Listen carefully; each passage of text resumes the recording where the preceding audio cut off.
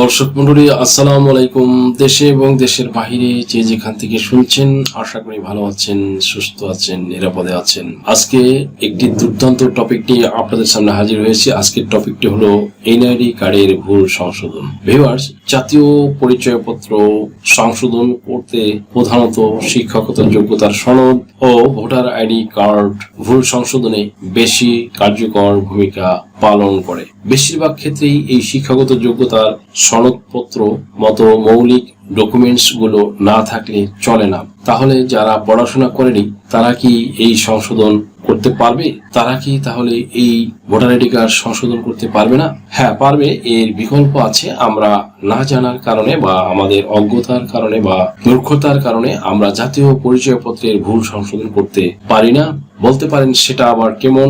আসলে সবার যে শিক্ষাগত যোগ্যতার সনদপত্র থাকবে বা সবাই যে পড়াশোনা করেছে এমন তো হবার নয়। সবার তো শিক্ষাগত যোগ্যতার সনদ থাকবে না। তবে যাদের থাকবে না তারা কিভাবে এই ভুল সংশোধন করবে? সুপ্রিয় দর্শক মন্ডলী, তাহলে তাদের কি করণীয়? তাদের কি ভোটার আইডি সংশোধন হবে না?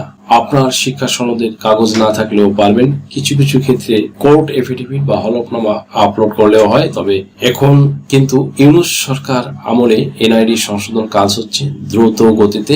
তার প্রমাণস্বরূপ আমার কাছে থেকে যারা হলফনামা বা এফিডেভিট নিয়ে যারা ভোটার আইডি সংশোধন আবেদন করেছিল তারা প্রায় সবাই আমাকে কল করে ধন্যবাদ জানিয়েছে। তারা সবাই বলছে যে এই হলফনামাটি কেন আগে নিলাম না, আমরা এতবার আবেদন করলাম, সংশোধন হলো না। কিন্তু এই হলফনামা দিয়ে আবেদন করার পরে আমাদের এই ভুলগুলো, এনআইডি কার্ডের ভুল সংশোধন হয়ে গেল। এই একটি ডকুমেন্টস কেন আমরা আগে নিলাম না? আমরা ভুল করেছি। আসলে এটি আগেই নেওয়া উচিত ছিল, তাহলে আমাদের এই ভোগান্তিতে পড়তে হতো না। সুপ্রিয় দর্শক মন্ডলী, বুঝতেই পারলেন যে এই হলফনামা আপনাদের এনআইডি সংশোধনের আবেদনের সাথে সংযুক্ত করে দেওয়া কতটা জরুরি। এই জন্যই বলছি যে উপযুক্ত ডকুমেন্টস দিয়ে আবেদন করলে সংশোধন হবে।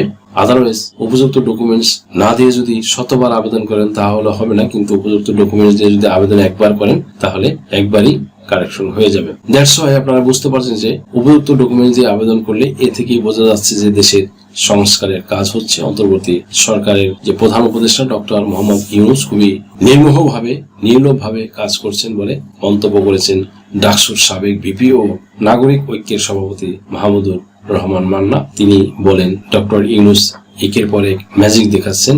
আসলে অনেকে আবার বলছে যে ডক্টর ইউনূস যেন আরো 5 বছর 10 বছর ক্ষমতায় থাকে। এটা আমজনতার কথা। হোয়াটএভার, যাই হোক, আমরা আজকে আলোচনা করব যে কিভাবে এনআইডি কার্ডের শিক্ষাগত যোগ্যতা সনদ, মানে অবাঞ্ছিত শিক্ষাগত যোগ্যতা সনদ বা আপনার শিক্ষাগত যোগ্যতা দেওয়া আছে উচ্চ মাধ্যমিক, মাধ্যমিক বা স্নাতক, হয়ারাজ আপনি কিন্তু পড়াশোনায় দেখা গেল পড়াশোনায় করেননি বা এই জাতীয় যে সমস্যাগুলো আছে মানুষের এনআইডি কার্ডে, সেই এনআইডি কার্ডে দেখা গেছে যে কারো নাম ভুল, পিতার নাম ভুল, মাতার নাম ভুল, সম্পূর্ণ ভুল, আংশিক ভুল। এইসব ক্ষেত্রে আপনারা কি কি ডকুমেন্টস দিয়ে আবেদন করলে আপনাদের যে এনআইডি কার্ডটি সংশোধন হবে তা নির্বাচন অফিস থেকে প্রকাশিত যে গেজেট, সেই গেজেটে ধারাবাহিকভাবে কনসিস্টেন্টলি আপনার বর্ণনা করা আছে। কিভাবে এই সেগমেন্ট অনুযায়ী আপনারা ডকুমেন্টস গুলো দিয়ে আপনারা আবেদন করবেন এবং কি কি ডকুমেন্টস লাগবে সেটা নির্বাচন কমিশন বা আগারগাঁও নির্বাচন অফিস থেকে যে একটি গেজেট প্রকাশ করেছে, সেই গেজেটের আলোকে আমি আপনাদের সামনে এখন ধারাবাহিকভাবে আপনাদের সামনে এখন ডিসক্রাইব করছি।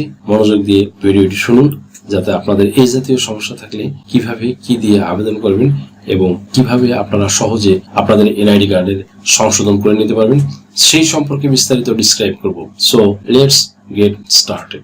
সেই পরিপত্র নির্বাচন অফিস থেকে প্রকাশিত পরিপত্র বা সেই গেজেট থেকে আমি গেজেটের 24 নম্বর পয়েন্ট নিয়ে এখন ক্রমিক নিয়ে আলোচনা করব। ক্রমিক নাম্বার 24, সংশোধনের ধরন হলো শিক্ষাগত যোগ্যতা। সংশোধনের বিবরণ হালনাগাদ উর্দু হতে অষ্টম, সপ্তম, ষষ্ঠ, পঞ্চম পর্যন্ত। ক্যাটাগরি হবে হলো এটা খ ক্যাটাগরি। যে সকল বৈধ প্রমাণাদি দলিলাদি এক বা প্রযোজ্য ক্ষেত্রে একাধিক বিবেচনায় নেওয়া যেতে পারে সেগুলোর মধ্যে 1 নম্বরে রয়েছে শিক্ষা সনদ, শিক্ষা প্রতিষ্ঠানের প্রত্যয়ন। 3 নম্বরে জুডিশিয়াল ম্যাজিস্ট্রেট বা প্রথম শ্রেণীর ম্যাজিস্ট্রেটের সম্মুখে সম্পাদিত হলফনামা ও পত্রিকায় প্রকাশিত বিজ্ঞপ্তি। 4 নম্বরে সহকারী উপজেলা বা উপজেলা নির্বাচন অফিসারের তদন্ত প্রতিবেদন প্রযোজ্য ক্ষেত্রে। এরপরে আবেদন নিষ্পত্তির জন্য দায়িত্বপ্রাপ্ত কর্মকর্তা হলো এই টাইপের যে আবেদনগুলো সেটা নিষ্পত্তির জন্য যে দায়িত্ব আছে নিয়োজিত আছে কর্মকর্তা, তিনি হলেন সিনিয়র জেলা নির্বাচন অফিসার বা জেলা নির্বাচন অফিসার। এরপর আলোচনা করব 25 নাম্বার ক্রমিক নিয়ে। এখানে আছে সংশোধনের ধরন হলো শিক্ষাগত যোগ্যতা। সংশোধনের বিবরণ হলো হালনাগাদ উর্দু হতে শিক্ষা সনদবিহীন নিরক্ষর, এটা খ ক্যাটাগরি। এখানে 1 নম্বরে লাগবে নিবন্ধন ফর্ম 2, এটা পূর্ণ করতে হবে। 2 নম্বরে স্বাক্ষর যাচাই। 3 নম্বরে জুডিশিয়াল ম্যাজিস্ট্রেটের সম্মুখে সম্পাদিত হলফনামা। 4 নম্বরে সহকারী উপজেলা বা উপজেলা নির্বাচন অফিসারের তদন্ত প্রতিবেদন প্রযোজ্য ক্ষেত্রে। এবং 5 নম্বরে আবেদন নিষ্পত্তির জন্য দায়িত্বপ্রাপ্ত কর্মকর্তা হলেন সিনিয়র জেলা নির্বাচন অফিসার বা জেলা নির্বাচন অফিসার। এরপরে আলোচনা করব এই গেজেটের 26 নম্বর ক্রমিক নিয়ে। এখানে সংশোধনের ধরন, সংশোধনের বিবরণ, ক্যাটাগরি এবং যে সকল বৈধ প্রমাণাদি দলিলাদি এক বা প্রযোজ্য ক্ষেত্রে একাধিক বিবেচনায় নেওয়া যেতে পারে সেগুলো এবং আবেদন নিষ্পত্তির জন্য দায়িত্বপ্রাপ্ত কর্মকর্তার নাম বর্ণনা করব। এই ক্ষেত্রে আপনাকে দিতে হবে স্থায়ী ঠিকানা পরিবর্তনের ক্ষেত্রে একই জেলার মধ্যে স্থায়ী ঠিকানা সংশোধন। আপনার এটা পড়বে হলো ক্যাটাগরি খ, যে ডকুমেন্টস গুলো লাগবে জন্ম নিবন্ধন সনদ প্রযোজ্য ক্ষেত্রে, চেয়ারম্যান বা কাউন্সিলরের প্রত্যয়নপত্র, নাগরিক সনদপত্র লাগবে। 3 নম্বরে ইউটিলিটির বিলের কপি, জমির খতিয়ান খাজনা অথবা প্রদানের রসিদ, এগুলো যে কোনো একটি দিতে হবে। 4 নম্বরে পাসপোর্ট প্রযোজ্য ক্ষেত্রে দিতে হবে এবং 4 নম্বরে পাসপোর্ট প্রযোজ্য ক্ষেত্রে। 5 নম্বরে হলো চাহিত ঠিকানা উপজেলা থানা নির্বাচন অফিসারের তদন্ত প্রতিবেদন। এরপরে এই গেজেটের আলোচনা করব 27 নম্বর যে কর্মিকটি, সেই কর্মিক নিয়ে দেখা যাক 27 নম্বর কর্মিকে কি সংশোধনের কথা বলা আছে এবং এই সংশোধনের জন্য আপনাদের কি কি ডকুমেন্টস সাবমিট করতে হবে সেই সংক্রান্ত বিষয় নিয়ে আলোচনা। ক্রমিক নাম্বার 27 রয়েছে ধর্ম পরিবর্তন। সংশোধনের ধরন হলো ধর্ম পরিবর্তন। সংশোধনের বিবরণ হলো ধর্মান্তরের কারণে অন্যান্য পরিবর্তন, যেমন নিজ নাম প্রযোজ্য ক্ষেত্রে পিতা মাতা স্বামী স্ত্রীর নাম। ক্যাটাগরি খ এর 1 ক্যাটাগরি, যে সকল বৈধ প্রমাণাদি দলিলাদি এক বা প্রযোজ্য ক্ষেত্রে একাধিক বিবেচনায় নেওয়া যেতে পারে। তার মধ্যে 1 নম্বরে জুডিশিয়াল ম্যাজিস্ট্রেটের সম্মুখে সম্পাদিত হলফনামা। 2 নম্বরে রেজিস্ট্রেড কাজী কর্তৃক প্রদত্ত কাবিননামা প্রযোজ্য ক্ষেত্রে। 3 নম্বরে প্রযোজ্য শিক্ষা সনদ, জাতীয় পরিচয়পত্র সংশোধনের 3 মাসের মধ্যে সংশ্লিষ্ট শিক্ষা বোর্ড কর্তৃক সংশোধিত শিক্ষা সনদ প্রদানের অঙ্গীকারনামা। 4 নম্বরে মেয়র বা চেয়ারম্যান কর্তৃক প্রদত্ত প্রত্যয়নপত্র। আবেদন নিষ্পত্তি সম্পন্ন দায়িত্বপ্রাপ্ত কর্মকর্তা অতিরিক্ত জেলা নির্বাচন অফিসার। সুপ্রিয় দর্শক মণ্ডলী, আশা করি বুঝতে পারলেন যে কিভাবে ধর্ম, শিক্ষক যোগ্যতা এবং নাম আংশিক বা পুরো বা এবং স্থায়ী ঠিকানা কিভাবে আপনারা সংশোধন করবেন বা ট্রান্সফার করবেন, এই বিষয়গুলো আপনাদের আশা করি পরিষ্কার হয়েছে। সো আজকের মতো এখানে শেষ করছি। আশা করি ভিডিওটি আপনাদের সামান্যতম হলেও উপকারে এসেছে।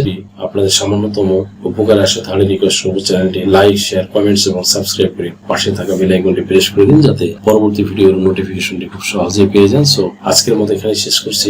দেখা হবে অন্য কোনো দিন, অন্য কোনো ভিডিওতে, অন্য কোনো আইনি কন্টেন্ট নিয়ে। সেই পর্যন্ত সকলে ভালো থাকুন, সুস্থ থাকুন, নিরাপদে থাকুন। আবারও সবাইকে ধন্যবাদ জানিয়ে এখানে শেষ করছি। আল্লাহ হাফেজ। আপনার কি নাম ও বয়স সংশোধনের জন্য হলফনামা প্রয়োজন? এনআইডি সার্টিফিকেট, পাসপোর্ট, জন্ম নিবন্ধন, দলিলের ভুল সংশোধনের হলফনামা, ধর্ম পরিবর্তনের জন্য হলফনামা, তালাক প্রত্যাহারের জন্য হলফনামা, যৌথ বিবাহের হলফনামা, রেজিস্ট্রি সহ কোর্ট ম্যারেজ, এছাড়া অন্য সকল ধরনের হলফনামা কিংবা এফিডেভিট নিতে আজই ডায়াল করুন 01724 583 880 নম্বরে।